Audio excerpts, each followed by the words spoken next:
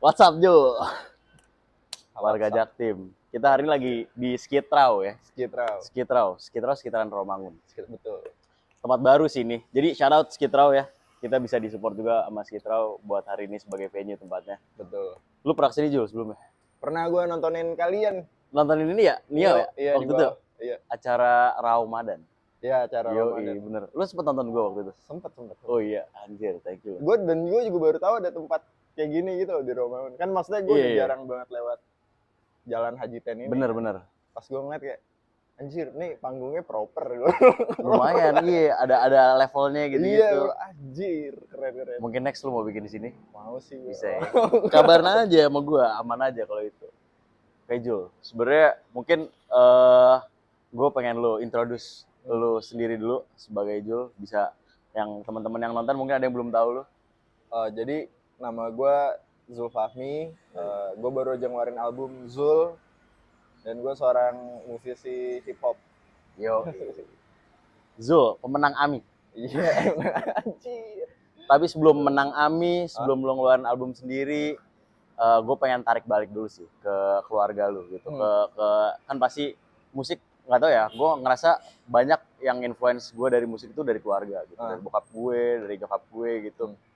Gue pengen tarik lu dibesarkan di keluarga yang kayak gimana sih, Jul? Apakah emang dekat dengan musik atau misalnya kayak gimana? Kagak sih, gue jauh banget sama musik justru. Serius lu? Iya.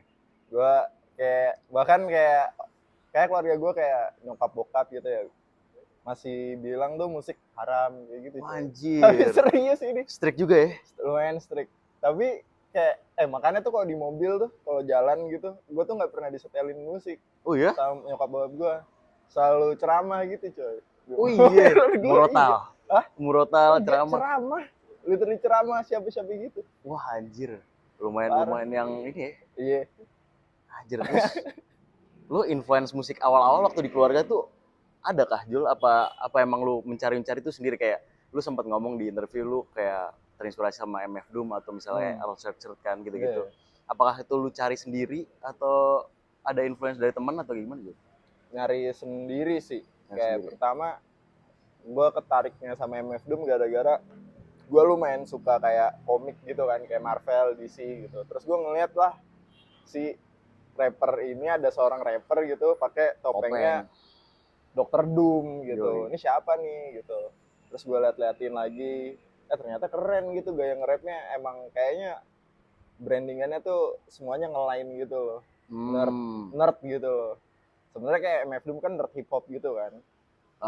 Nerd hip hop terus digabungin sama nerd komik gitu loh. Jadinya kayak lain banget sama lu nih. Lain banget, kayak lain nih. Terus gue kulik-kulik, ya udah nemu akhirnya turunannya kayak Sweatshirt sama Odd Future dulu. Odd Future, benar. Gitu, udah bubar ya? Iya, udah bubar. Anjing, sayang banget buat gue. Random tuh orang-orangnya, Odd Future ya sebenernya. Iya, nah dan menurut gue generasi kayak seumuran kita nih, itu tuh banyak banget pengaruhnya dari Odd Future menurut gue. Setuju. Iya gak sih? Bener, kayak Odd Future tuh menurut gue salah satu kolektif yang nge-break kayak lu tuh nggak usah ngikut apa yang ada di pasaran gitu, lu ngelakuin apa yang lu mau aja. Random banget kan dia sebenarnya. Isinya kayak Steve Lacy, terus siapa lagi sih? Frank Ocean, Tyler gitu kan. Beda-beda semua warnanya gitu. Yo. Tapi apakah All Sweatshirt dan MF Doom itu influence musik pertama lo, atau sebelumnya kayak gue pernah dengar lu sebenarnya masuk ke hip hop gara-gara lu datang ke Dufan. Iya. Light X-Men dan lu denger Akon. Iya. Itu bener gak sih, Jul? Bener ya? Iya. Itu jadi lo tahu ya sih kayak drama bukan drama sih, teater ya, teater X-Men yang live action gitu. Iya. Gue datang ke situ terus kayak pas udahannya nih kan salaman gitu ya. Saya lagu Akon. Di situ tuh zamannya masih nyetel musik gak pakai YouTube, belum ada kayak Spotify gitu belum ada. Pakai Indo Webster gue waktu itu nyari. Anjir. Nyari tuh Akon. Iya. Anjir. Dan lu katanya pernah nonton Zero One di Bekasi. Zero One di Bekasi. Ya enggak deh, gue belum pernah live nonton. Belum pernah live. Tapi mereka salah satu influence. Wah, kayaknya gue bisa nih. Pertama gue masuk ke hip hopnya, tapi emang waktu itu nemu video anak-anak Zero One dulu gitu. Ternyata ada ya hip hop Indo gitu. Itu dari anak-anak Zero One gitu. Tadinya lu kayak oh hip hop nih musik luar aja gitu. Tadi gue cuma tahu tuh hip hop ya kalau nggak Iwake Saikoji gitu. Bener. Bener, Tapi bener. ketika ada video Arvisto sama Lazy P waktu itu, Yoi, Lazy P masih. pas gue lihat tuh kayak anjir ternyata bisa ya begini ya gitu. Itu berarti masa-masa lu apa? SMP, SMA? Kayak SMP kayak SMP deh. SMP. SMP. Tapi lu mulai bikin musik tuh di SMA kah? Apa Justru kuliah. kuliah? Maksudnya kayak SMA udah lulus nih nggak tahu mau ngapain, nge-rap. Nge-rap. Nge-rap. Dulu bahkan gue nggak mau kuliah, mau nge-rap gue. Mau nge-rap ya? Iya. Tolol. Lu kayak gua abis lulus pengen nge-rap aja nih gitu. Iya, sebenarnya lebih kayak ke desperate sih, kayak anjing ini kuliah perlu gak ya gitu. Terus gue nonton film dokumenter tentang 50 Cent waktu itu, kayak wah anjir rapper nih. Gitu.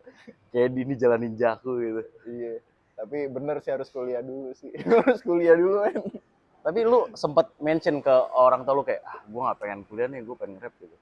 Sempet, tapi ya itu disuruh kuliah, kamu kuliah dulu aja lah gitu. Lagian Tanggapan orang ngapain tua sih? lu gitu. Iya, namanya juga kegilaan kan dulu. Bener-bener. Gimana sih lulus SMA gitu? Apakah ini di masa-masa lu minjem mic sama tetangga lu berarti? Itu sebenarnya minjem mic sama tetangga tuh gara-gara gue kan nunggu pengumuman masuk kuliah gitu ya. Bingung kan ya kita ngapain gitu kan. Ada tuh rasanya kayak bangun tidur kayak nggak enak kalau nggak produktif kayak gitu kan. Iya, benar-benar. Sampai ada suatu saat tuh gue kayak bisa dan nih gue recordingan di rumah doang gitu kan. Habis itu gue download Audacity dulu. Audacity dulu, habis itu udah minjem mic ke temen gue, mic todong gitu. Oke. Habis itu udah recording dan pada saat itu tuh gue pengen punya lagu yang gue mixing sendiri, tapi gue nggak tahu mixing tuh sama mastering tuh apa sebenarnya. Pokoknya pengen semuanya sendiri, video klip gue garap sendiri gitu. Gue emailin lah ke rapper-rapper yang gue tahu pada saat itu. Oke. Gue sempet nge-email Young Lex tuh pada saat itu. Tapi serius, karena gue gak tahu banyak rapper kan. Lu nge-emailnya dengan konteks, bang ini gue harus apain lagunya apa? Iya, gue nge-emailnya tuh kayak gue pengen gue mixing, bang tolong dong mixing dan masteringin gitu. Gue gak ngerti mixing mastering itu apa gitu, kayak intinya kayak gitu lah. Iya. Tapi seiring berjalannya waktu udah mulai ngerti sih mixing mastering tuh ini. Cuma tetap gak bisa-bisa, susah gitu mixing mastering kan sih. Bener sih, emang susah awal-awal apalagi ya pakai Audacity lagi. Iya. Gimana mixing masteringnya gitu kan? Iya itu gak bisa. Tapi itu good start sih. Iya. Kalau nggak mulai dari situ lu nggak bakal mulai. Gak akan mulai. Tapi lu mulai tuh waktu itu apakah lu sendiri atau lu ada temen yang bantuin lu atau emang bener-bener semuanya lu kerjain sendiri? Sendiri sih pada saat itu sendiri. Kayak di komplek gua kayak waktu itu teman-teman gua pada main skate, guanya nge-rap. Oh, I see. Ini lagu ini berarti yang realita masyarakat bukan? Enggak, yang gua rekam sendiri awal terus gua rilis di YouTube itu lagu ini namanya Lampu Kota. Lampu Kota. Iya. Itu masih ada di YouTube? Masih ada. Zul from the East. Iya. Itu ya kan? Anjing, iya. Gue ngulik, men. Iya, itu kocak sih anjing. Berarti tuh pas lu email rapper itu apakah ada yang nyaut atau ada yang nyaut, namanya Juta nyaut. Jadi Juta tuh pada saat itu juga baru aja bikin kolektif sama Joe Million sama Renslam namanya Medium Rare gitu. Mereka tuh gue banyak belajar dari mereka sih tentang perkolektifan, terus kayak tentang ngebikin acara biar jalan jadi nggak nunggu dipanggil kayak gitu. Ya udah pas pada saat itu gue email dibales, akhirnya si Juta tuh ngajakin ayo datang ke private acara gue, namanya private acara kan gue nggak tahu nih apaan sih nih private sebagai acara. Bocah jaktim gitu ya. Namanya juga baru waktu itu acaranya di Gudang Sarina. Anjir. Di Gutsar. Dateng gitu. Ternyata emang cuma teman-teman doang aja gitu, teman-teman. Ada Metermos waktu itu. Oh iya. Tapi rambutnya masih belum botak gitu. Masih panjang. Masih nge-rap di SoundCloud dulu Metermos. Iya. Ini masa-masa lu berarti yang itu timeline masuk kuliah SMA. Iya. Era itu pokoknya lagi naiknya ini Onar. Oh, Onar awal-awal. Abim 2017. baru aja ngerilis Veteran sama Lace kalau nggak salah. Oh, I Di see, situ. I see. Berarti pertama kali lu masuk scene hip hop itu melalui kolektif yang diajak Juta itu, si Medium Rare. Medium Rare itu. Hmm. Cuma gue nggak masuk ke kolektif itu, emang cuma main aja. Oke. Berarti itu kayak influence pertama lu lah ya, maksudnya kayak exposure pertama lu terhadap Dunia hip hop so-called gitu. industri hip hop ini gitu. Iya. Tapi gue pengen, karena menurut gue yang gue tahu dari lu lumayan melalang buana lah di kolektif ya kan. Gue pengen nanya pendapat lu tentang kolektif, at least di hip hop atau mungkin di industri musik, peran kolektif di elunya dan juga sebagai peran kolektif di industri as a whole gitu. Menurut lu kolektif nih gimana sih menurut lu? Apakah necessary atau enggak untuk sekarang kayak gitu? Sebetulnya ada necessary dan enggaknya sih. Kayak kolektif tuh bagus attitude-nya gitu untuk muterin ekonomi industri gitu kan. Maksudnya beberapa musisi yang naik-naik di Indonesia tuh kebanyakan kolektif kayak Boris gitu. Jarang banget ada yang sendiri gitu. Kalau nggak kolektif, grup gitu kayak Envy gitu misalnya. Ngomongin hip hop ya. Tapi gue berpikiran kalau lu udah di satu kolektif, itu tuh lo kayak ada kalau menurut gue pribadi ya, itu tuh lu ada tanggung jawabnya terhadap kolektif itu gitu. Jadi emang kayak konsisten, harus terikat gitu kan. Ibaratnya kayak lu masuk lembaga lah gitu ya kan sih, masuk ormas gitu. Oke. Tapi gue nih berpikir kenapa nggak usah bikin kolektif, tapi kita kerjanya tuh kayak kolektif gitu. Kayak itu tuh yang lagi gue terapin sama gue sekarang sih sebetulnya gitu. Kayak dulu gue udah banyak join kolektif, loncat sana sini gitu.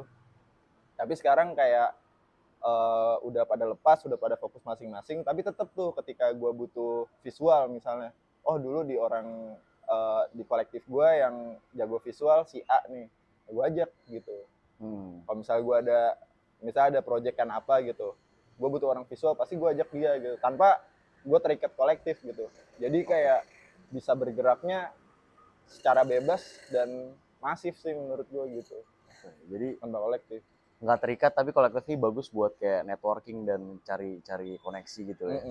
Dan sebenarnya banyak orang yang lu kerja bareng sekarang tuh sebenarnya dari kolektif gitu. Iya, dari kolektif dulu gitu. Berarti lu bisa bilang karir lu growth awalnya main di kolektif gitu. Iya sih bisa dibilang dari karena dibantu teman-teman aja sih sebetulnya. Karena yang gue tahu lu sering masuk album kompilasi kolektif gitu-gitu ya. Terus lu juga sekarang kayak rilisan lu bareng Devblog juga ya? Rilisan ya. Yang fisik gitu-gitu. Iya, yang fisiknya. Iya sih. Gue juga ngeliat kolektif tuh necessary di mana kayak orang tuh sebenarnya butuh rumah gitu. Di mana kayak starting out kayak gue sebagai band, gue ngerasa kayak gue kalau misalnya nggak punya abang-abangan gue nih, gue nggak tahu arahnya kemana gitu. Tapi emang kolektif menurut gue udah nggak bagus kalau misalnya emang dia mempersulit lu untuk jalan di industri. Dimana kayak lu harus suun dulu sama abang-abang ini, suun dulu sama abang-abang ini, bukannya bilang kita nggak mau suun dan segala macam ya, tapi kita ngerasa kayak untuk ilmu tuh harusnya nggak di-gatekeep, harusnya buka aja ngobrol dan nggak usah kayak lu harus into banget di kolektif itu gitu. Nah, gue pengen ngomong dengan alasan karena gue ngeliat lu sempat ngomong juga kalau misalnya lu anak rumahan sebenarnya Jul ya. Terus gimana cara lu growth di kolektif dan juga scene yang sebenarnya harus nongkrong banget nih. Lu sebagai starting out sebagai anak rumahan di Jaktim, gimana caranya lu bisa kayak berkoneksi di kolektif ini dan mungkin di industri ini gitu? Mungkin karena ketemu sama orang-orang yang punya visi yang sama gitu ya, jadi gue merasa nyaman aja gitu. Nongkrong sama mereka, main gitu. Mungkin itu sih paling kayak walaupun gue di rumah doang gitu. Maksudnya kayak kalau ngumpul kayak misalnya kan nongkrong gue sama anak Devblog waktu itu ya pada saat itu gitu. Kayak kenapa gue willing untuk keluar rumah gitu dan kayak ngeluarin biaya buat jalan ke sana gitu, kayak daerahnya pada saat itu kan jauh-jauh gitu kayak dari rumah gue kan. Ya karena memang gue suka sama musiknya gitu dan kita ngerasa satu visi aja gitu, kita ngejalin apa yang kita suka. Nah itu maksud gue kayak kita nggak usah pakai kolektifan, tapi kita tuh under musisi independen aja gitu loh. Kan kita sama nih, senasib nih kayak gitu sih menurut gue.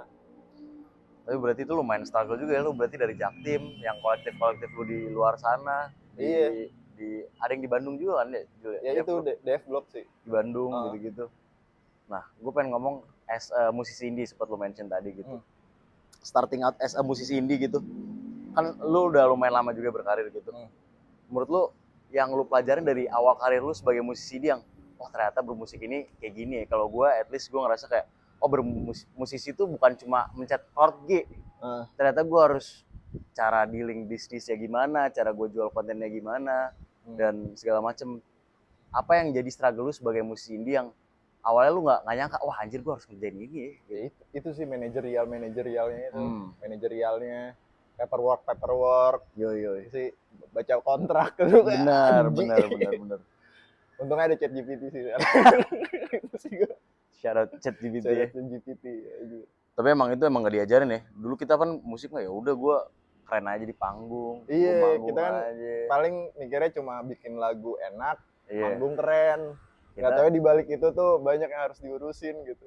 Anjir. Tapi kira-kira momen-momen apa yang menurut lu kayak, wah ini gue gini banget nih sebagai musisi indie nih. Ada nggak momen-momen itu? Ada sih, ketika bikin konten sih. Bikin konten yang TikTok atau short gitu loh, yang kayak ngerti gak sih lu? Tahu kan lu rasanya? Iya. Itu kayak, ini bukan gue nih gitu. Iya, harus begini nih ngasih makan algoritma nih. Iya bener. Harus ngikutin tren nih. Iya gitu kan. Itu sih. Susahnya, menurut gua susahnya jadi musisi di zaman sekarang tuh udah bukan bikin lagu enak atau nggak enak sih. Cuma susahnya tuh bikin roll out. Yap. Iya nggak sih? Setuju. Susah banget. Makin hari tuh orang udah makin ada ide, makin editing videonya udah bisa di HP sekarang ya kan. Kayak CapCut segala macam gitu. Nah itu menurut gue yang semakin orang dapat aksesnya lebih mudah, semakin gampang mereka nerapin ide-ide mereka yang mereka punya lah gitu. Bener sih. Karena gue waktu itu pernah dikasih tahu, gue lupa sama siapa gitu. Ada kata-kata yang menurut gue bener banget. Semua orang bisa bikin musik, tapi nggak semua orang bisa jual musik. Bisa ya, bener. Itu kenapa ada musik bisnis kali ya? Iya bener. Saya harusnya gue masuk saya. Anjir. Gue sempet tuh mau masuknya saya, course 6 bulan gitu. Ini mahal. Jadi gue nggak jadi gitu. Kayak gitu sih. Ya itu sih menurut gue ya. Gue juga sebagai band strugglingnya itu sih, dimana kayak dulu gue kira kayak udah rilis album, udah nih gue bakal terkenal dan segala macam gitu kan. Terus gue ngerasa kayak, ternyata gue harus koneksi buat manggung tuh susah ya gitu, kayak nyari panggungan dan segala macem. Terus kayak gue ternyata harus bikin acara sendiri juga buat gue bisa didengerin gitu. Terus kayak nge-share di grup, misalnya dulu gue masih grup lain SMA atau grup kayak gitu-gitu. Anjir itu yang gue kayak harus gue banget nih gitu, kayak gitu-gitu sih. Tapi gue ngomongin tentang panggungan gitu. Lu ingat gak sih panggungan pertama lu atau misalnya awal lu manggung gimana? Ingat gue. Jadi waktu itu gue pertama kali manggung di rooftop gedung LBH gitu. Anjir. LBH. Gokil. Nah itu ikut karena ngikut kolektifannya anak-anaknya si Juta itu waktu itu. Medium Rare itu. Jadi dia emang sering bikin program acara namanya Manggung-Nanggung. Jadi dia kayak manggungnya beneran yang kayak gigs dadakan aja gitu. Yang penting ada tempat, ada sound system, colok, lah DJ, udah main gitu. Dulu di atas gedung LBH pada saat itu. Waktu itu lu paling kecil pasti ya? Paling muda ya. Paling muda ya? Iya. Paling muda banget. Apa yang lu ingat dari experience itu? Apa ya? Itu lumayan apa ya, langitnya lumayan keren sih pada saat itu. Nervous mah ada ya, nervous ya pasti. Ya nervous gitu-gitu. Nervous mah ada banget sih, kayak bawain cuma 2-3 lagu sampai mual dulu gitu, kayak pertama kali banget. Tapi keren sih menurut gua, kayak acara manggung-nanggung itu tuh bener-bener ngelatih mental orang buat perform gitu pada saat itu gitu. Untuk yang baru-baru 2-3 lagu. Iya. Soalnya menurut gue kayak songwriting sama performing itu ada dua hal yang berbeda banget gitu ternyata. Berarti di tahap itu waktu itu lu udah bikin lagu, lu udah ngeluarin, tapi lu belum sempet perform nih. Lagunya bahkan lagu lomba, men. Jadi gue pernah ikut lomba rap gitu. Oh ya? Iya. Anjir, online. Oke. Kalah gue. Tapi dari lomba rap itu justru keluar lagu dan akhirnya lu bisa manggung di situ. Iya, jadi setelah lomba-lomba rap itu kayak adalah kayak tahun 2018 deh, 2018 kayak udah jadi medium rare itu, singkat cerita tiba-tiba kayak ketemu sama teman-teman lainnya, terjadilah namanya Devblog gitu lah. Nah itu tuh jadi enaknya Devblog tuh kan dia kolektifnya se-Indonesia gitu ya, ada yang dari Bali, ada yang dari Samosir, ada yang dari Jogja segala macem gitu. Gue kirim-kiriman, jadi album pertama gue itu yang Nirwana tuh yang EP. EP gue tuh gue belum pernah ketemu sama produsernya sama sekali waktu itu gitu. Kayak sampai sekarang pun gue cuma pernah ketemu kayak 4 atau 5 kali kayaknya. Online doang berarti? In person, iya. Kirim-kiriman beat aja waktu itu, terus tiba-tiba jadi gitu EP. Gitu. Dari Bali ya? Dari Bali. Dia DJ-nya Madness on the Block, grup hip hop dari Bali gitu. I see. Berarti lu banyak ketemu sebenarnya. Starting out karir lu juga sebenarnya lumayan, lu bisa bilang random, kayak random juga gak sih, kayak tiba-tiba ikut? Random sih, lumayan random sih sebetulnya. Terus gue sempet denger cerita lu waktu buat danain Worst Manifesto, lu jualan tempe dulu. Bener juga. Anjir. Tolol. Gokil sih. Itu lu berarti buat danain buat bikin album, lu sampai jualan tempe apa emang lu ada nih bisa nih kayaknya nih gue, karena gue pernah denger lu katanya mentality supreme aja jual bata gitu ya. Iya. Gue kepikiran tuh ini sih pada saat itu kayak sebenarnya itu kaset sama baju itu sama bajunya Worst Manifesto itu tuh lagi on production gitu. Terus gue kepikiran kayak apa ya, roll out buat nunggu pre-ordernya gitu. Gue bikin pre-order gitu jadinya. Nah pre-ordernya ini gue limitin tempe itu 10 stok lah gitu. Habis itu ya udah ketika mereka beli tempe, tapi mereka sebenarnya nggak dapet tempe gitu. Tempe tuh cuma pancingan aja. Tuh gue harus nge-DM mereka tuh kayak, dia tuh nggak dapet tempe? Nggak dapet, soalnya ternyata ada yang minta dikirim ke Bali gitu. Wah, kayak ada Jaktim mah gue bisa gitu kirimin tempe, cuma kalau ke Bali gitu tempe udah jadi oncom, bre. Anjir, berarti itu pancingan doang? Pancingan doang. Gue ngomong terus akhirnya, ini sebenarnya kan nggak dapet tempe, lu dapet kaset sama merch-nya langsung dengan harga lebih murah. Iya. Tapi sebenarnya orang udah ekspektasi dapet tempe. Nggak akan sih menurut gue, nggak mungkin banget anjir. Wah, tapi cerita-cerita kayak gitu menurut gue kayak sums up kayak musisi indie banget ya. Kayak enaknya itu mungkin jadi musisi indie ya. Mencari segala cara untuk buat pertama danain sendiri. Produksi sendiri, album sendiri gitu. Tapi dengan industri yang sekarang nih, Jul, dengan mungkin udah di album pertama lo gitu. Apakah sebenarnya menjadi musisi indie itu harusnya gue di label nih, atau emang sebenarnya menurut lu masih bisa lu shining out atau misalnya lu make it as a musisi indie gitu? Yang lu lihat sekarang gimana sih, Jul? Sebenarnya harusnya musisi indie tuh kalau zaman sekarang harusnya udah lebih mudah sih, karena akses internet, tutorial YouTube di mana-mana. Bahkan kayak anak-anak hip hop sekarang yang nyugennya gitu, yang sangkatannya Nozo, sangkatannya kayak Kagut Suci, itu tuh mereka nge-recordnya lewat earphone iPhone. Serius lu? Serius. Kalau nggak salah yang kayak gitu si Kagut Suci, ada Anak Sawah Penderitaan. Dia tuh Jaktim juga kalau nggak salah. Oh ya? Iya. Demo apa buat lagu? EP, mixtape. Enggak, maksudnya bukan buat master lagunya gitu. Iya, the whole dia nge-record pakai itu sekarang. Anaknya udah pada gila-gila. Bahkan kayak Panjoy gitu, nge-produce album-albumnya Wichigo itu pakai HP doang. Nge-produce lewat GarageBand doang. Anjir. Kalau nggak GarageBand atau apa gitu. Lewat HP lah. Produksian musiknya. Berarti sebenarnya udah banyak cara untuk kayak lu produksi musik gitu. Tapi emang dari sisi indinya tuh menurut gua walaupun banyak cara untuk produksi musik atau misalnya lu berkarya lah, yang masih menurut gue, at least gue sebagai musisi indie yang paling lebih susah tuh kayak mendagangin musik lu dan promosiin musik lu gitu. Dengan sekarang udah banyak label yang ada gitu di Indonesia, apa lu kepikiran kayak gue masuk label aja deh gitu? Gue belum tahu sih, karena udah lama di independen. Dan mungkin bedanya label sama indie tuh, kalau label tuh udah ada investornya gitu. Benar. Kalau independen nggak tahu nyari duitnya gitu Nyari ya, duit sendiri. yang ribet gitu. Cuma kan ternyata kayak flow worknya tuh sama aja gitu.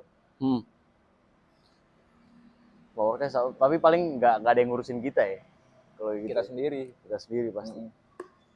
Iya sih, menurut gue Tergantung artisnya sih, lebih seneng tampil dan tampil dan bikin lagu aja atau emang megang semuanya sendiri gitu.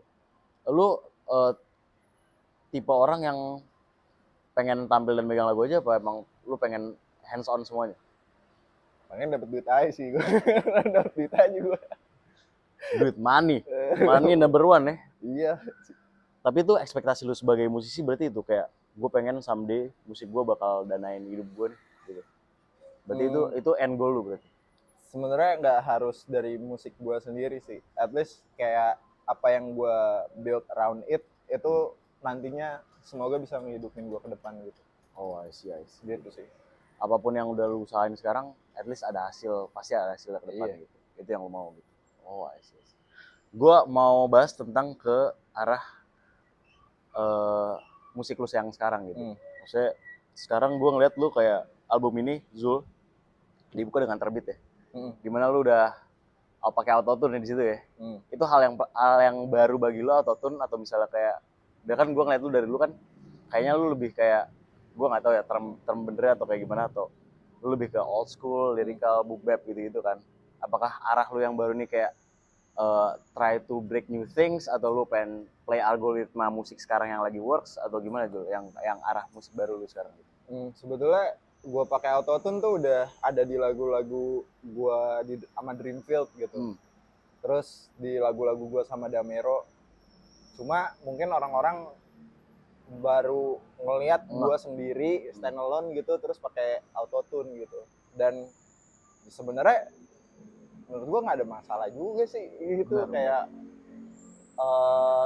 gimana ya, kayak gue pengen ngasih nabrakin aja gitu ya. Emang album gue tuh kan sebenarnya pengen ngejahit antara hal-hal yang tabu di new school, hal-hal yang tabu di old school gitu kan. Gue jahit karena memang perjalanan karir gue pun kayak gitu. Gue deket sama orang yang main di boom bap, gue deket sama orang yang main di new school, deket sama ini itu gitu. Jadinya kayak gue mencoba ngejahit di satu album dan akhirnya kejadian lah kayak beberapa lagu gue tuh yang di bawah-bawah boom bap juga tapi pakai autotune gitu. I see. Nah, ngomongin tentang new school sebelum kita ngomongin lanjut lebih albumnya gitu. Sekarang kan nggak tahu ya, gue ngeliat dari kacamata luar gitu dari scene hip hop di mana kayak selalu ada tuh kayak omongan tentang new school, old school dan segala macem gitu. Menurut lo apa tanggapan lo terhadap sebagai orang yang main di dua-duanya gitu? Yang bilang orang kayak new school bisa nyampur sama old school dan segala macem atau misalnya ada persiapan segala macem kayak gitu-gitu. Tanggapan lo apa sih? Aneh aja sih menurut gue itu. Kayak kan lu sama-sama bikin musik sendiri lagi ya kan, bikin musik udah mana nggak ada label, nggak ada duitnya pula, masa tetap lu persulit gitu. Benar. Orang mau bikin AIWO tapi kayak ya new school old school tuh cuma genre musik aja sih. Maksud gue kayak kalau mau musiknya pakai autotune kayak gimana pun kalau bagus ya bagus aja sih kayak gitu menurut gue. Sebenarnya nggak ada ya, sebenarnya cuma masalah taste dan preferensi aja sebenarnya. Iya. Menurut gue orang yang bilang new school pakai autotune tuh jelek karena dia belum pernah ngerasain rekaman terus denger suara sendiri di Antares gitu loh. Pakai Antares tuh enak banget men gitu. Kalau lu bisa ngerekam sendiri gitu dengerin pasti lu ketagihan sih mainan Ableton gitu, mainan bener. Iya sih gitu. Karena sekarang gue ngeliat kayak hip hop tuh udah mulai masuk ke industri yang lumayan mainstream gitu, mulai diterima sama masyarakat umum dan segala macem gitu. Apa yang lu lihat dengan perkembangan hip hop sekarang gitu, dan apakah sebenarnya hip hop ini on the rise dan bakal jadi salah satu, karena gue lihat kalau di luar negeri tuh hip hop udah jadi main genre ya, di luar negeri gitu. Apa yang lu lihat dengan industri hip hop yang ada di Indonesia sekarang? Yang sekarang lagi growing banget sih, dan menurut gue beberapa talent Indonesia tuh menurut gue kebanyakan, bukan banyak sih, banyak banget talent yang bener-bener yang bikin pala lu kayak anjir gitu. Kalau misalnya kayak di US kita bilang kayak anjir nih JPEG Mafia udah lagunya avant-garde gini-gini. Kita di sini punya Rantau, men. Rantau Dugem versus Metal, dia baru aja ngerilis album kemarin kan. Kita punya Takbo, hip hop yang kayak gitu. Punya Bab, Karim. Yep. Hip hopnya kayak gue pertama kali ngeliat Karim tuh aneh banget, kayak musiknya jazz gitu, almost Gandaria Blue, tapi orang-orang mosing gitu. Itu gue nggak pernah ngeliat orang bule ngelakuin kayak gitu sih. Gitu. Gak masuk akal lo ya sebenarnya. Iya kan, gak masuk akal Bener, gitu. bener, Cuma bener. ini terjadi di depan gue gitu loh. Jadi emang on the rise banget sih hip hop sini. Dan gue denger juga kayak Malay gitu, tertarik gitu, kayak pengen tap in di Indo, mulai masuk gitu. Secara industri udah growing dan sebenarnya udah masuk ke kuping yang pendengar yang mainstream juga ya sebenarnya. Iya sebenarnya. Udah mulai make way to pop lah, nggak usah menurut gue kayak genre tuh udah gimana ya, sekarang udah nggak terlalu meter sih menurut gue kayak. Hip hop is the new pop. Yeay. Hip hop is the new pop menurut gue. Hip hop is the new pop ya. Hip hop is the new pop, bro. Tapi ngomongin hip hop ke new pop, kemarin lu bisa dibilang menang AMI dengan grup yang tanda kutip elektropop ya. Elektropop iya. Yoi gitu. Itu dengan gue masih featuring bingung juga sih, kayak anjir gue menangnya elektro banget nih anjir. Si ngerti tuh elektro. Lu menang waktu itu AMI adalah kolaborasi musik elektro ya. Iya, kolaborasi elektro terbaik Di lagu Minggu. di 2000 apa? Lagu Minggu kan? Iya, di lagu Minggu. Pacorus tahun 2025. 25. Experience itu gimana sih? Kayak di mana kayak lu musik hip hop di mana yang dulu menurut gua kayak nggak terlalu mainstream gitu, terus udah bisa kolaborasi sama pop dan akhirnya bisa di pick up juga sama akhirnya menang penghargaan gitu AMI gitu. Apakah itu sebenarnya kayak pinnacle karir lu atau misalnya apa yang lu alami atau misalnya apa yang lu rasa dengan lu menang AMI itu Ju? Sebenarnya menang AMI itu gimana ya? Awalnya gue mikir kan menang AMI itu bakal kayak yang wah gitu ya. Tapi ternyata menang AMI itu kayak ibarat lu ngambil lu kuliah jurusan dokter nih, terus dapet AMI gitu. Nama lu ada gelarnya aja DR gitu. Jadi kayak ibaratnya kayak certified aja nih, legit gitu. Udah kayak gitu aja menurut gue, cukup sampai situ. Cuma kayak lebih apa ya, mungkin kayak lebih ada motif yang bisa ngegerakin lu untuk nge-push musik lu lebih jauh gitu jadinya. Karena lu udah pernah menang gitu. Apakah itu yang nge-spark lu kayak gue udah 10 tahun nih atau waktu itu 9 tahun gitu nge-rap. Dengan menang AMI ini gue bakal lebih semangat lagi untuk bermusik atau kayak possible untuk kayak musik gue sebagai hip hop diakui dan juga dilihat sebagai di mata masyarakat gitu sebagai musik yang worth it untuk kayak orang konsumsi dan grow lu as artist gitu.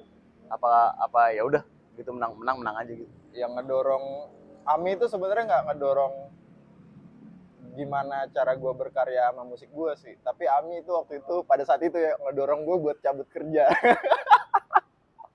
Itu yang yakinin lu.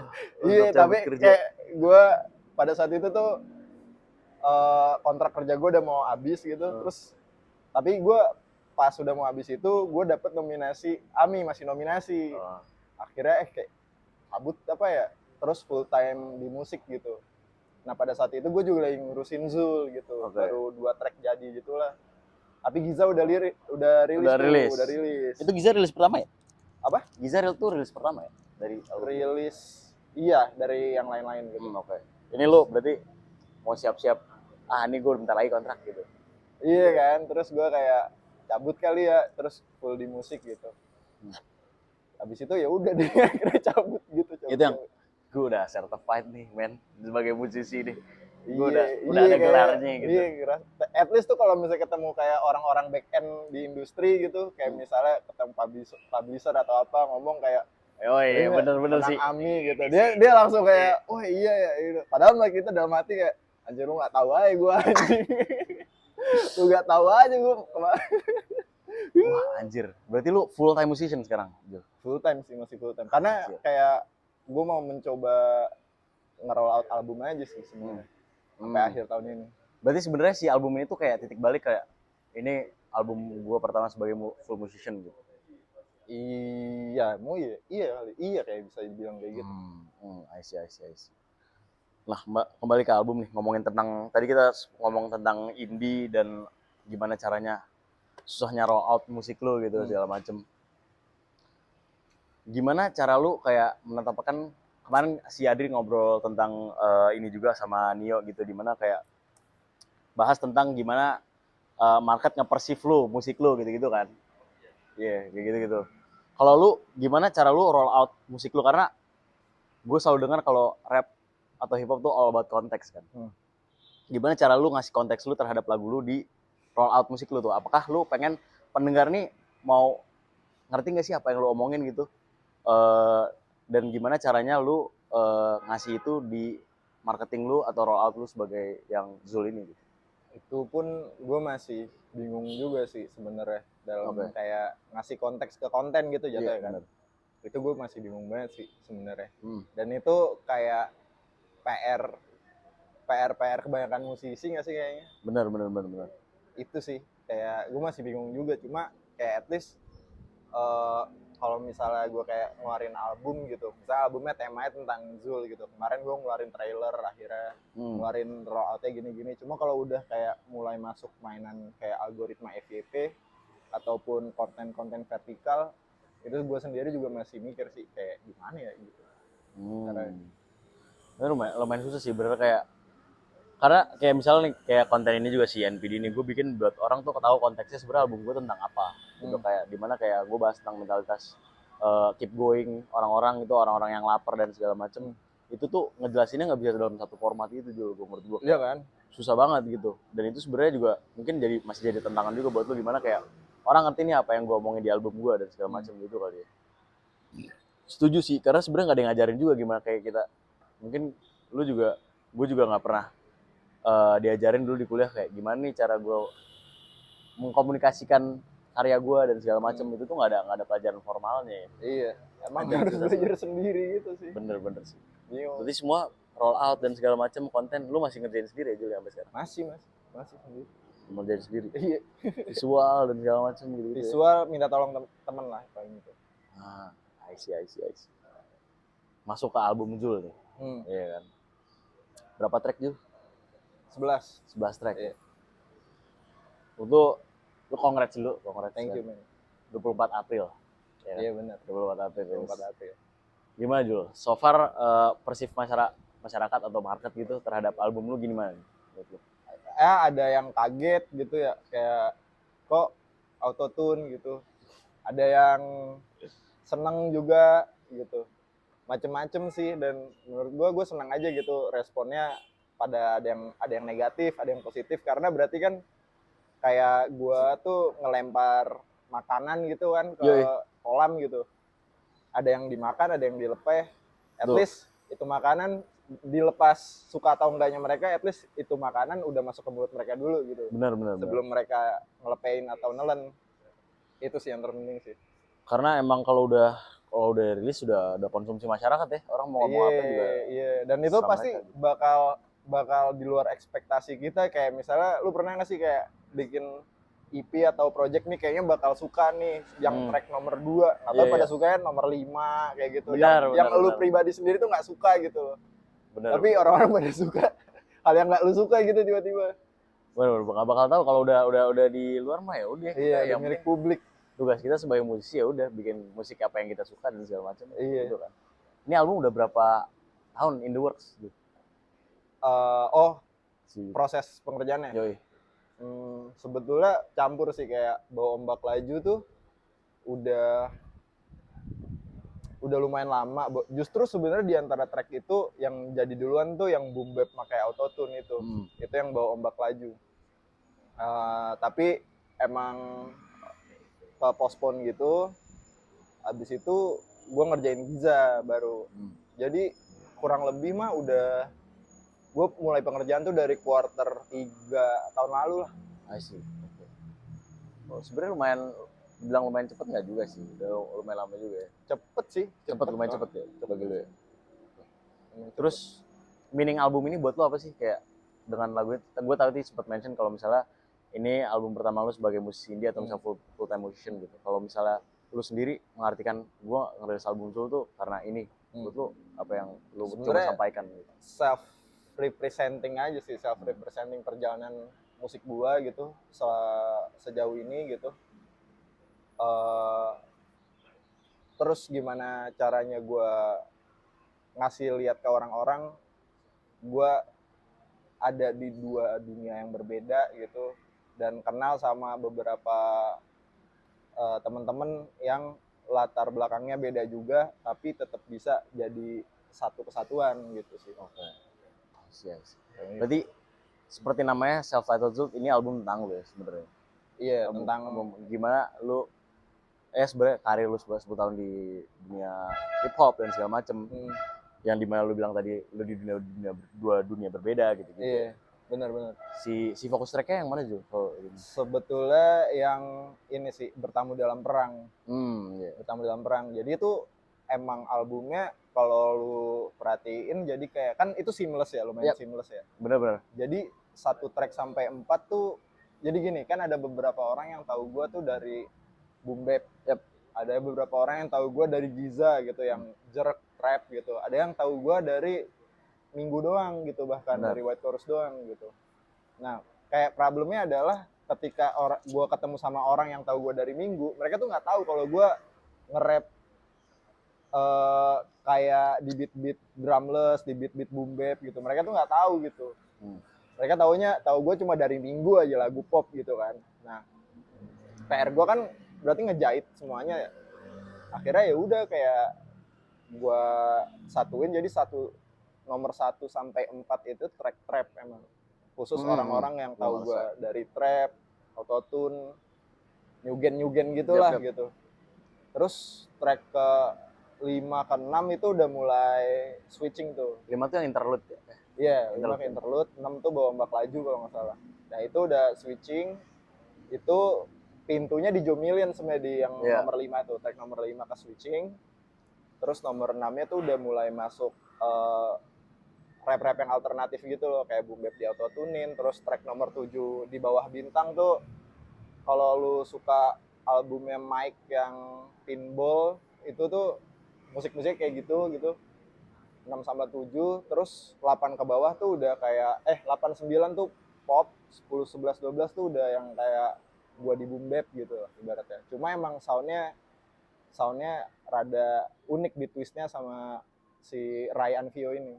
Gitu sih. I see. Berarti menurut gue sih well ini ya, apa ya, karena menurut gue penomoran atau misalnya kayak track listing tuh penting banget di album. Penting banget ternyata. Nah, itu salah satu hal yang lu pikirin pertama ya, kayak out trap, terus kayak jadi kelihatan tuh mau nunjukin lu di dua sisinya tuh kelihatan gitu. Nah, tadinya gue bingung gitu. Yang penting kan jadi dulu. Jadi gue ngerjain album ini sebenarnya dibantu sama Ryan Vio kan. Jadi dia tuh yang ngedirectin musik gue juga. Jadi tapi kan kayak beberapa produsernya ini beda-beda kan. Ada yang dari boom-bepan, ada yang temen gue bikin trap-trapan, ada yang musiknya pop banget gitu. Nah ini gue mikirnya adalah kayak pas udah jadi nih, gue dengerin aja berkali-kali, ini gimana ya nyusunnya, apa yang kurang ya gitu. Tadinya tuh kalau nggak ada interlude itu tuh beneran patah semua gitu.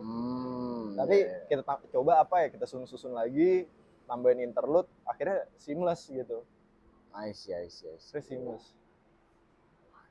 Jadi soalnya gue ngerasa banget yang tadi awalnya lu jelasin dimana album ini pengen nunjukin lu yang dua dunia gitu. Terus pas gue dengerin bener juga ya, lu bilang yang awalnya ini banget, nyugen banget, terus lu kayak yang lama. Menurut gue kayak well put sih, menurut gue well track listed lah menurut gue si album gue ini gitu. Dan mungkin di track 1 tuh kan walaupun tracknya trap banget, itu di verse 2-nya ada yang waktu kan kembali gitu. Itu sebenarnya chorus lagu boom bap gue di album Wars Manifesto, di lagu Juxtapos.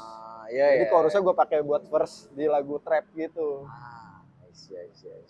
Itu aja udah awal-awal tuh sebenarnya, kalau emang notice gitu ya, kayak menurut gue harusnya udah bisa jadi statement sih kalau album ini campur adukin dua dunia itu gitu. Gitu sih. apakah ini sebenarnya si album ini your way to make it to mainstream dan pop dan jangkauan musik yang lebih besar atau enggak? Lebih pengen self representing aja sih. Apa yang lu suka lu keluarin aja gitu. Iya, gitu sih. Bener sih.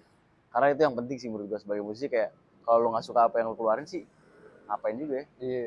Karena menurut gue kayak kalau lu kapan selesainya kalau lu selalu ngikutin algoritma atau misalnya lu selalu ngikutin apa yang works di masyarakat dan segala macam gitu ya. I see. Tapi bagi lu sendiri yang paling personal di track Zul ini apa? Tentang aku sih. Tentang aku. Iya. Itu track berapa tuh? Track terakhir nomor Track 11. terakhir. Iya. Kenapa itu jadi personal banget buat lu? Itu personal karena itu jadi posisinya pada saat itu adalah gue lagi nyari kayak kurangnya track beberapa tuh udah kekumpul pada saat itu. Terus gue mikir kayak kurang apa ya tracknya ya. Kata temen gue coba satu track lagi yang kayak gini Zul gitu. Gue carilah. Gue coba recording tapi nggak pas gitu. Nggak taunya gue nemu draft project gitu. Gue dengerin lah. Ini kayaknya keren deh. Ini masuk ke album gitu. Draft project gitu. Tapi itu lagu ternyata tentang kayak gue ngomong ke nyokap gue ngomong ke bokap gue, ibaratnya kayak gitulah gitu. Nah di verse 2-nya tuh personal karena kayak ternyata setelah gue mendapatkan apa yang gue pikir menang gitu, kayak AMI gitu, gue mendapatkan itu, ternyata bokap gue tuh nggak mikir hal itu. Ini mah cuma ini doang gitu. Karena nggak salah juga karena itu di luar dunianya dia gitu. Benar. Gue mau ngejelasin pun kayak iya sih, nggak ngerti gue, jadi kayak udah deh oke gitu. Kayak gitu aja sih. Jadi kayak gitu. Tapi ada gak sih omongan dari nyokap bokap lu waktu lu rilis album ini? Atau mungkin dia udah dengerin tentang aku gitu? Atau apa yang mau lu sampaikan? Nggak ada sih, kayak mak gue aja sih. Mak gue tahu kayak, tapi bokap gue kan kayak kagak gitu, kagak. Musik is no gitu. Tapi bokap lu dengerin musik lu enggak? Kagak men, dia beneran gak dengerin musik Samsek. Anjir. Gokil ya. Tapi dari apa yang lo harapkan dengan lo rilisnya ini gitu? Karena gue nonton video lo yang 10 tahun lo nge-rap, lo bilang katanya dimana kayak lo berharap musik ini bakal buka banyak pintu lah bagi lo gitu ke depannya gitu. Dan juga terus ini tadi ngomong sendiri dimana kayak lo berharap kalau misalnya musik lo bakal bisa jadi income lo lah gitu untuk lo sebagai musician gitu. Yang lo harapin dari keluarnya album ini tuh apa tuh? Ya sebenarnya ini sih yang gue harapin di album gue ya kayak tadi, kayak banyak peluang-peluang, sama kayak pengen sih gue di tahun ini banyak perform gitu. Bukan perform yang diundang gitu, tapi perform dengan nunjukin format gue nih kayak gini, mau diundang mau bikin sendiri, gue tuh pengen banget perform formatnya pakai format yang gue bawain sendiri gitu. Format gue tuh kan pakai SP sama ada gitar satu gitu. Melon ya gitu. Si Melon. Iya. Jadi kayak pengen kayak gitu. Gue Shout out Melon. Shout out Melon, mana Melon? Ini Melon. Berarti format manggung lu salah satu hal yang penting yang lu pengen lu bawa juga berarti selain. Iya. Pengen nunjukin kalau ini tuh gue manggung kayak gini gitu. Iya, menurut gue kayak seru dah kayaknya kalau hip hop yang biasanya mic sama DJ doang, tapi gue bawa session playernya satu gitu. Iya. Gitu sih. Jadi yang gue bisa tangkap adalah lu pengen nunjukin Zul as a Zul gitu ya. Zul as Zul gitu. Mau musik, mau manggung dan segala macam gitu. Dan menurut gue lumayan unik juga karena ternyata gue nggak make DJ untuk diperformin. Jadi gue waktu itu sempet narik temen gue yang dari Jambi, Dance Sky, namanya Dance Sky. Terus kayak kamu bisa nggak nge-DJ dance gitu? Gue tanya kan waktu itu. Aku nggak bisa main DJ tapi pakai SP, alatnya pakai SP404. Emang bisa muterin pakai itu? Gue tanya. Bisa kok. Ternyata bisa, kayak udah beberapa kali gitu. Gue manggung pakai itu doang, SP doang, nggak pakai DJ. Dia cuma laptop, SP sama gitar gitu. Ringkes lah gitu. Bener sih. Lebih gampang ya kalau iya, kalau DJ kan harus begini, bawa-bawa ya nggak sih? Berat anjir. Begini ya? Iya sih bawa. Oh SP begini doang ya? SP begini doang coy. Tas lebih kecil. Lebih kecil kan? Lebih gampang. Gini. Gitu. Anjir. Tapi berarti menurut gue karir lu gokil sih. Menurut gue udah 10 tahun gitu. Dari awal-awal main di kolektif sekarang menang AMI dan album sendiri gitu. Sebenarnya kalau misal lu lihat look back di 10 tahun ini gitu, apa hal-hal yang lu bisa pelajarin, terus mungkin apa yang lu pengen kasih tahu misalnya ke 10 tahun dulu, kayak lu jangan belajar rap doang, lu belajar bisnisnya atau gimana, atau kira-kira ada hal-hal yang lu berharap gue tahu, pengen sebenarnya gue pengen selama 1 tahun gue belajar ini, dan gue sebenarnya pengen tahu hal ini tuh dari dulu gitu, kira-kira. Itu sih belajar bisnisnya. Terus kedua tuh tetap jaga lingkungan teman-teman lu tuh kecil aja tapi dengan semangat yang sama gitu. Menurut gua semangat kelompok kecil dengan semangat yang sama tuh bisa jadi langkah yang besar gitu sih kalau yang gua ngerasain gitu. Bener. Oh, I see. Terus kalau dibilang what's keep you going gitu selama 10 tahun ini, apa yang pengen lu kejar gitu, karena lu tadi bilang kayak menang AMI ya udah aja gitu, besokannya ya udah gitu. Bahkan bokap lu tidak menganggap itu apa-apa gitu. Dan selama 10 tahun tuh apa yang bikin lu selalu kayak gua selalu harus pengen kejar di dunia musik. Kira-kira apa sih yang selalu keeps you going gitu? Sebenarnya goals kecil yang gua set gitu sih. Jadi kayak gua dari dulu tuh memang kayak ngeset goals kecil, kayak tahun ini gue pengen coba musik gue masuk ke Spotify kayak gitu. Terus tahun ini gue pengen coba main di festival misalnya kayak gitu. Nah gue tuh ada goals yang gak kesampean, kayak tour sama vinyl gitu. I see, okay. Turnya tapi kayak pengen tour ke overseas gitu, kayak ke Malai gitu misalnya. Luar negeri berarti? Pengen sih tour ke Malai, ke Jepang kayak gitu. Karena Jepang ternyata open banget gitu sama band-band dari luar negara mereka. Benar. Tempatnya, barbarnya tuh kayak ayo main gitu. Satria, Mas Satria Cik. Kalau misalnya denger ini ya, bawa ya temen gue. Ke Thailand sih, ya ke Thailand sih. request Thailand sih.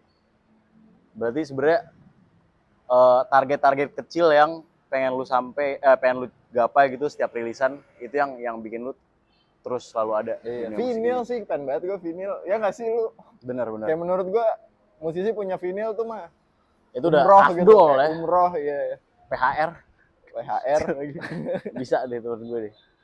Berarti itu ya. Sebenarnya lu nggak ada kayak big goals untuk kayak oke, gue pengen punya mansion dan dari rap. Sebenarnya nggak ya. Sebenarnya kayak hal-hal kecil yang sebenarnya diselebrasiin aja gitu. Maksudnya iya untuk lu keep going selama 10 tahun ini. Kalau mansion menurut gue rupiah sekarang udah 17.000 bro. Mansion mau beli berapa bro? Bener juga ya. Di mana juga mansion di Jaktim ya? Iya. Nah, nggak ada juga. Nah terakhir nih, gue pengen ngomongin sama-sama hal yang kita share together gitu, kayak Jaktim, Jakarta Timur gitu. Sebenarnya apa tanggapan lu sebagai warga Jaktim gitu terhadap industri musik gitu? Kayak apakah sebenarnya Jaktim ini sebenarnya banyak potensinya tapi kurang diulik, atau menurut lu kayak gimana?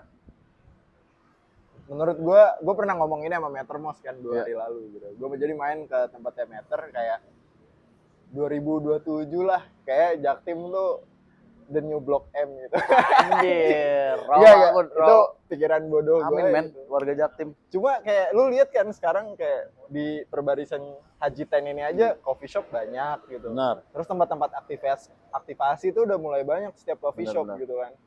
Benar. Menurut gue kayak gitu sih, kayak harusnya potensial sih, karena Jaktim tuh enak kayak pas sore nih misalnya. Di selatan sore macet kan, di Cipete tuh jijik gitu. Ke Cipete simple aja sore-sore gitu. Tapi kalau sore-sore ke Jaktim justru sepi gitu, jalannya lebar-lebar. Nah, bener, pemuda gede banget. Iya. LRT bentar lagi ya. Iya. Nah, menurut gue nunggu LRT itu sih. Cuma nggak tahu ya. Tapi sebenarnya banyak banget ya musisi dari Jaktim gitu, kayak Meter, Ramen juga Jaktim. Mio, bener, Zul, normatif. Siapa lagi sih? Uncle Wire ya? Uncle Wire. Bener. Sebenarnya Jaktim kita harus bikin sesuatu lah ya. Menurut gue Jaktim tuh iya sih. Harus guyup dulu. Kita bikin hand sign dulu kali, Jul. Susah. Gue udah mencoba itu kan, kayak apa ya?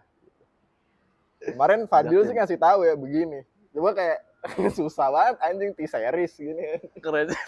YouTuber dong. T-series anjing. Jaktim.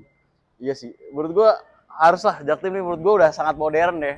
Gue Romangun tuh udah kayak ada subway men. Gimana modern. Terus kayak ada pemantik kayak yang di luar musik tapi emang kumpulan orang-orang nerd tentang karya gitu, kayak ada Atelier Yoi. Atelier Benar. Cermai, Ada Cermai. ada Rawan muka. iya Roman Muka. Banyak sih menurut gue yang memang bisa ini. 2027 Jaktim Invasion ya. Iya. Itu industri musik gitu. New Block M anjing, New Block M anjing. Anjing. New Block M. Gue yakin sih. Apa? Pasti Jaktim. Iya New sih. Block M. Cepat atau lambat menurut gue orang bakal menyebar ke Jaktim atau bikin aja sih. Bikin aja ya. Oke, next habis ini kita bikin sesuatu dari Jaktim. Ya. Oke Jul, kita udah bahas semuanya hampir dari awal karir lu sampai Jul yang sekarang gitu, sampai album Zul gitu. Kira-kira apa yang lu pengen sampaikan lagi Jul? Kira-kira lu bisa shout out musik lu bisa kayak ngomong apapun itu, apa yang lu pengen sampaikan lagi untuk kata-kata terakhir Jul? Apa ya? Jangan lupa dengerin album gue sih. Jangan lupa dengerin Zul dari awal sampai akhir karena itu berurutan.